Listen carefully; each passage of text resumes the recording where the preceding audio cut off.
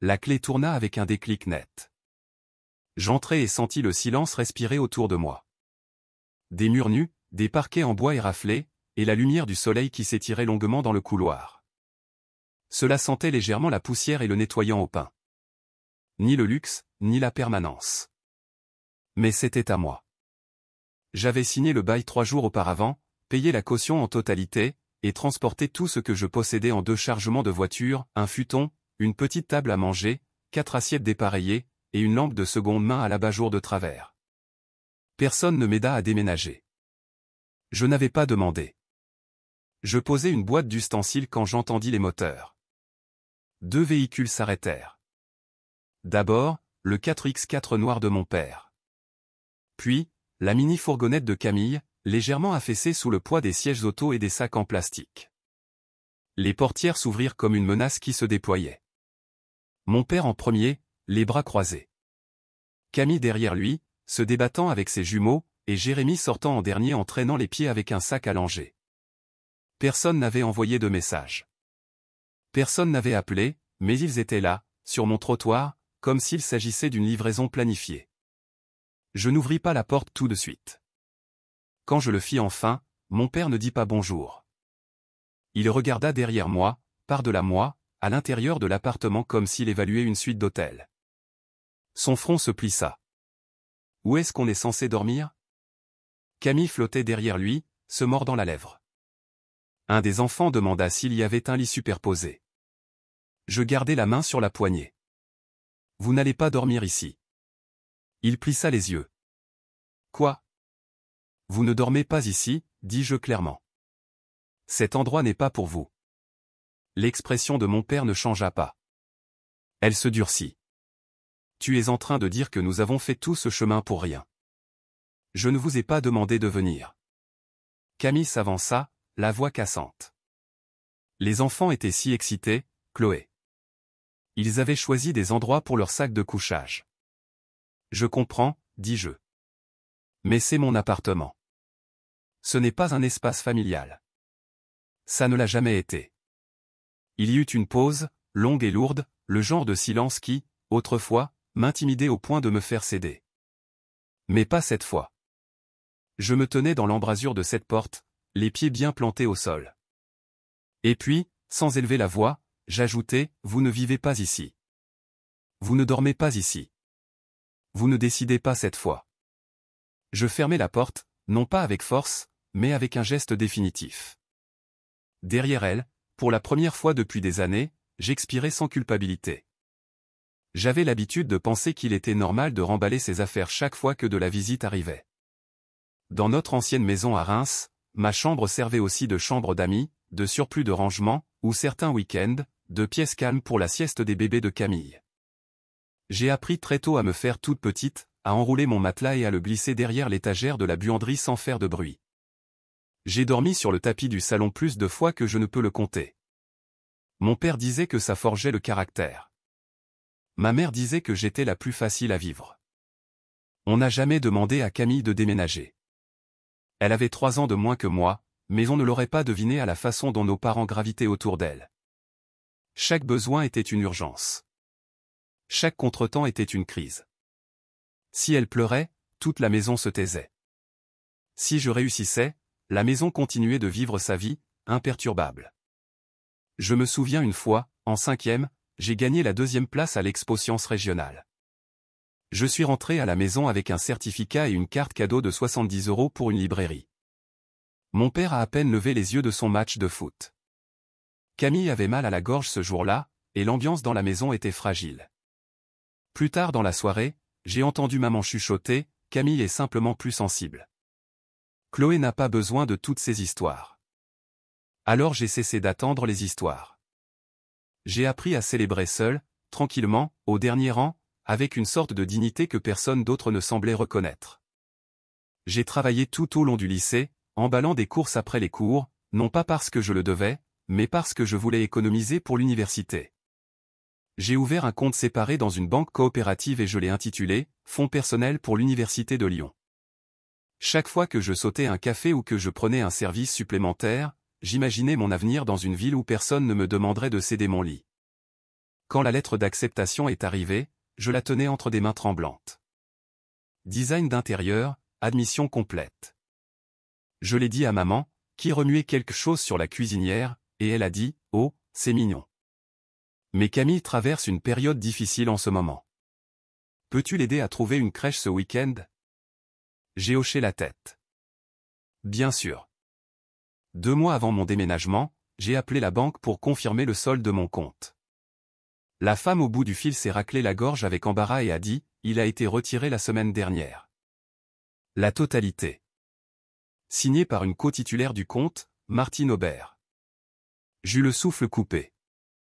Quand j'ai demandé à ma mère, elle a semblé agacée. Le bail de Camille n'a pas abouti. Elle et le bébé n'avaient nulle part où aller. Tu vas toujours à l'école, n'est-ce pas? Oui, j'y allais. Mais j'ai contracté un prêt avec intérêt cette même semaine et je n'en ai plus jamais parlé. À leurs yeux, j'avais un avenir. Camille avait des urgences, et j'étais le pont entre les deux. Toujours à plier, toujours à donner, jusqu'au jour où je ne l'ai plus fait. L'université ne m'a pas brisé, mais elle a essayé. J'ai appris à faire durer un paquet de ramen pour 2 repas, parfois 3 si je laissais de côté le sachet d'assaisonnement et ajoutais de la sauce piquante du café du campus. Je travaillais le matin à la bibliothèque, tamponnant les dates de retour et réparant les dos cassés des livres donnés. Le soir, je préparais des centres de table floraux dans une boutique à 2 lignes de bus de là. Au moment où je me glissais dans mon lit, ce n'était pas le sommeil que je désirais ardemment. C'était le silence, celui où personne ne me demandait rien. Mon professeur disait que j'étais précise, disciplinée, un talent naturel. Je disais merci et souriais, puis je passais mes soirées sur des feuilles de calcul jusqu'à minuit pour essayer de faire tenir 30 € sur 5 jours.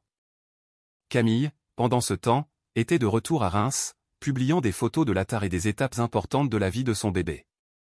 Elle a abandonné son programme de soins infirmiers au milieu de sa 2e année.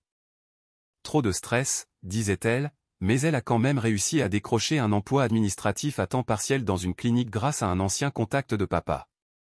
Pour son 24e anniversaire, mes parents lui ont fait la surprise d'une Renault Clio d'occasion. Il est temps qu'elle ait un peu d'indépendance, a dit maman. J'ai appris la nouvelle par un message groupé.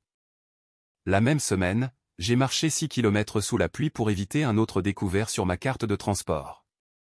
Je ne me suis pas plainte, pas à voix haute. Je me disais que c'était bien, temporaire, que ça forgeait le caractère. Mais ensuite est arrivé le message qui a fait sauter quelque chose en moi. Je venais de soumettre mon projet final pour le cours de projet d'atelier 3. Il était 2 heures du matin, et j'étais assise sur l'escalier de secours extérieur de mon immeuble, me remettant d'une crise de panique que je n'avais pas encore nommée. Mon téléphone a vibré. Maman, on a couvert la crèche de Camille ce mois-ci. On a utilisé ce compte d'épargne que tu ne touches jamais. On s'est dit que ça ne te dérangerait pas. Il n'y avait pas de question, pas d'avertissement, juste une supposition. Mon fonds d'urgence, constitué de coupes de cheveux annulées, de déjeuners sautés et de sorties manquées, avait disparu. Comme ça. J'ai fixé le message jusqu'à ce que ma vision se brouille. Pas de larmes. Juste une pression lente et suffocante sur ma poitrine, comme un poids que je n'avais pas le droit de reconnaître. Je n'ai pas répondu. Il n'y avait rien à dire. Au lieu de cela, je me suis recroquevillé sur l'escalier, les genoux ramenés contre ma poitrine, et j'ai laissé le silence m'engloutir. Il ne me détestait pas. C'était la partie la plus difficile. Il m'aimait, je crois, de la manière dont on aime les outils. Utiles, durables, conçus pour porter des charges. Et je les avais portés. Pendant des années, je me suis convaincu que c'était noble, que j'étais la plus forte. Que peut-être l'amour avait une apparence différente quand il était silencieux, quand il ne venait pas avec des éloges ou de la protection. Mais sur cet escalier, sous la lumière bourdonnante du couloir, je me suis enfin permis de me demander, et si ce n'avait jamais été de l'amour du tout? Cette nuit-là, j'ai commencé à chercher des stages dans d'autres villes. J'ai visité 23 logements avant de dire oui. Certains étaient trop sombres, trop froids, avec trop de moquettes. D'autres avaient des placards qui s'écaillaient ou des propriétaires qui souriaient trop vite. Mais ensuite je suis entré dans le 2 pièces de la rue Victor Hugo, un appartement au 2e étage sans ascenseur, avec la lumière du soleil qui s'étalait en nappe sur le sol comme si elle m'avait attendu. Cela sentait légèrement les agrumes et la vieille peinture. Les fenêtres s'ouvraient facilement. Il y avait un radiateur qui cliquetait en chauffant et une lame de parquet qui grinçait juste après l'arche de la cuisine. Ce n'était pas magnifique, mais il semblait honnête. Je n'avais pas besoin d'une maison de rêve. J'avais besoin de suffisamment d'espace pour souffler. Le bail était simple.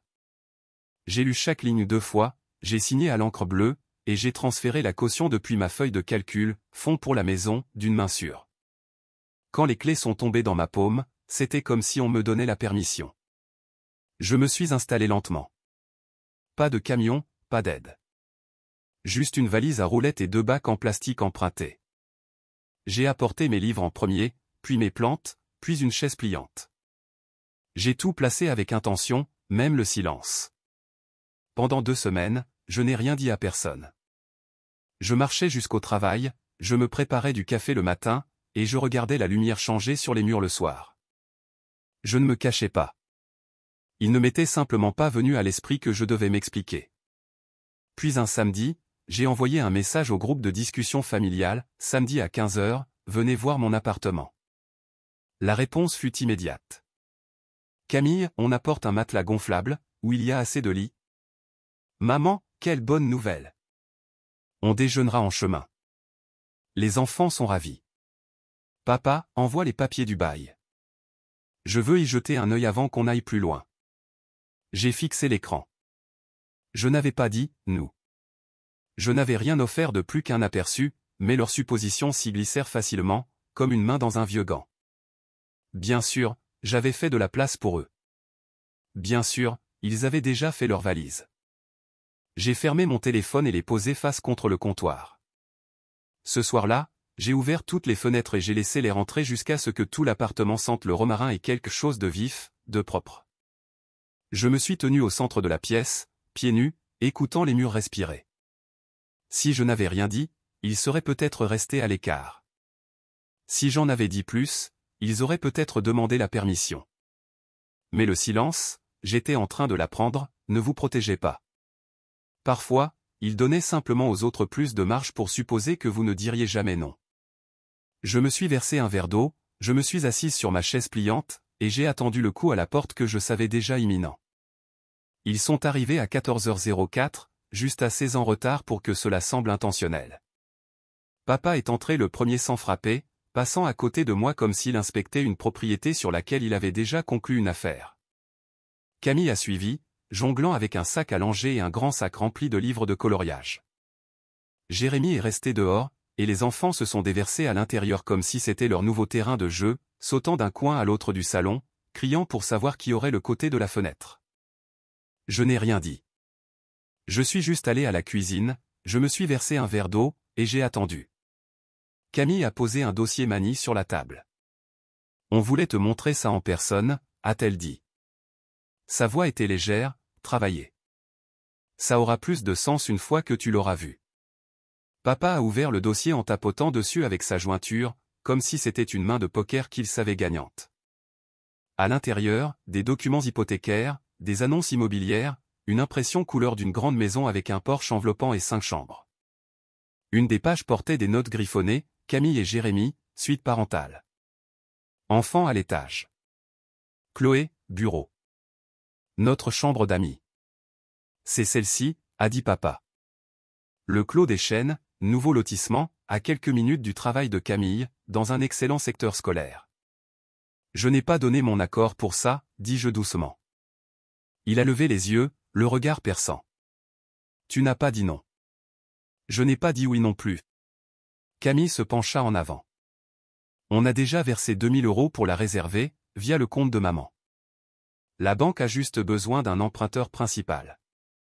Ton dossier de crédit est le plus solide. Je l'ai regardé fixement. Alors, vous avez planifié une hypothèque familiale en utilisant mon nom? Je contribuerai autant que je peux, offrit-elle trop rapidement.